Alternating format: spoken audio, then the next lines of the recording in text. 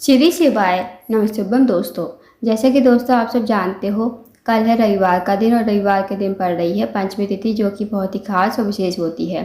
बस दोस्तों, आपको 11 चावल के दाने से अचूक उपाय करना है। यदि आप इस उपाय करते हो तो जो भी आपकी मनोकामना होगी, चाहे वो धन को लेकर हो, व्यापार को लेकर हो, नौकरी को लेकर हो, या फिर आपके जीवन की कोई अधूरी मनोकामना हो, काफ़ी दिनों से अधूरी पड़ी हो, तो इस उपाय करने से आपकी मनोकामना अवश्य ही पूरी हो जाएगी। साथ ही अगर आपके जीवन में कोई समस्या है, धन की समस्या, कर्ज की समस्या, तो वो समस्या भी आपके जीवन से समाप्त हो जाएगी। पूज्य गुरु जी कथा को सुनकर उपाय को अच्छे से समझाने का प्रयास करेंगे। तो आइए दोस्तों जानते हैं उपाय कैसे करना है।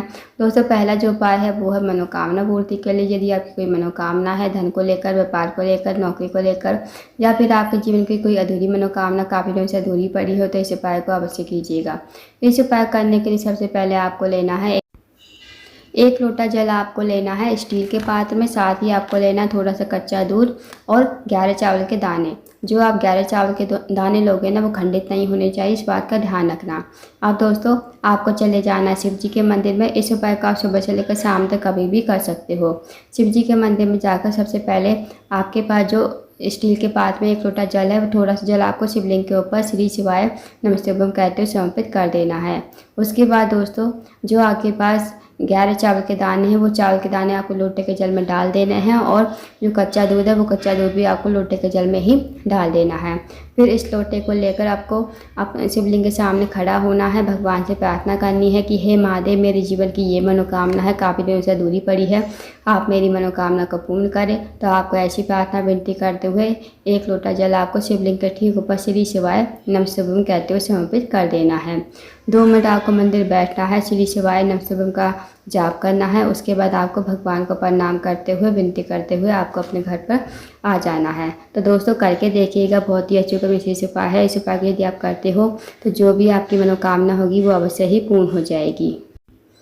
अब जानते हैं दोस्तों अगले उपाय के बारे में। अगला जो उपाय है दोस्तों, वह है रोग मुक्ति के लिए।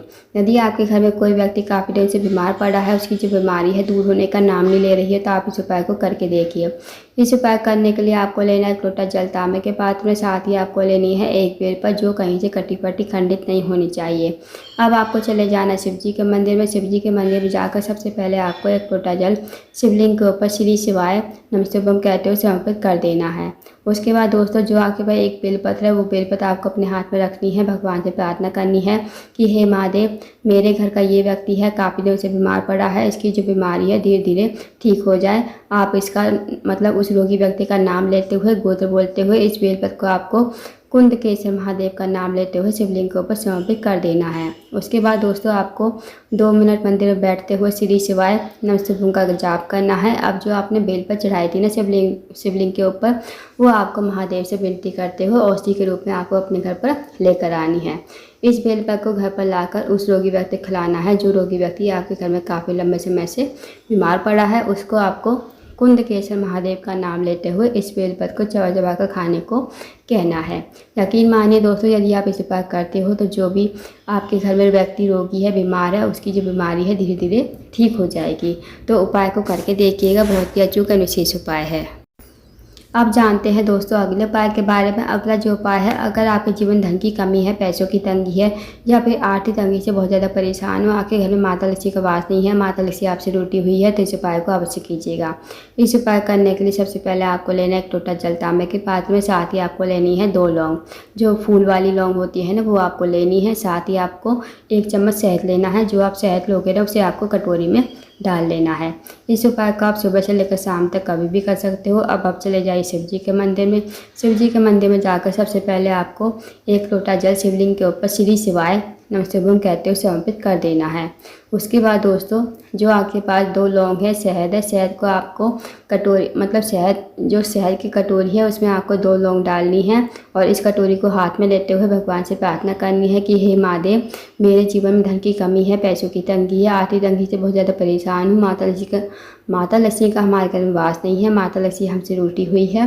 तो आप कुछ ऐसी कृपा करें कि हमारे जीवन में कभी धन की कमी ना हो, माता लक्ष्मी हमेशा हमारे घर में वास करें। तो आपको ऐसी प्रार्थना विनती करते हुए 2 लौंग और शहद को आपको शिवलिंग के ठीक ऊपर समर्पित कर देना है, श्री शिवाय नमस्तुभ्यम कहते हुए।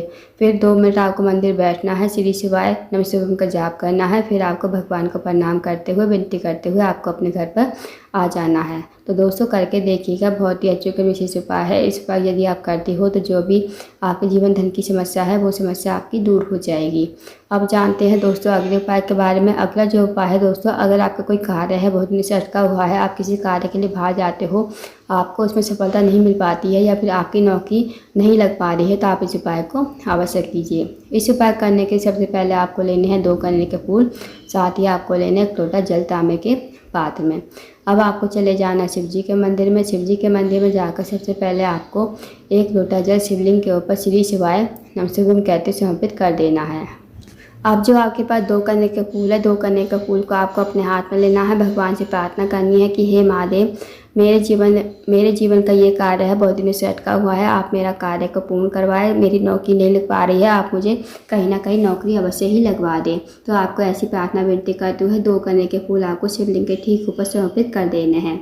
2 मिनट आपको मंदिर बैठना है, श्री शिवाय नमस्तुभ्यम का जाप करना है। उसके बाद आपको भगवान को प्रणाम करते हुए, विनती करते हुए आपको अपने घर पर आ जाना है। तो दोस्तों करके देखिएगा, बहुत ही अच्छी गंभीर उपाय है। इस उपाय को यदि आप करते हो तो जो भी आपका कार्य अटका हुआ है वो कार्य आपका पूर्ण हो जाएगा, आपकी नौकरी भी अवश्य ही कहीं ना कहीं लग जाएगी। तो करके देखिएगा दोस्तों, बहुत ही अच्छे विशेष उपाय है।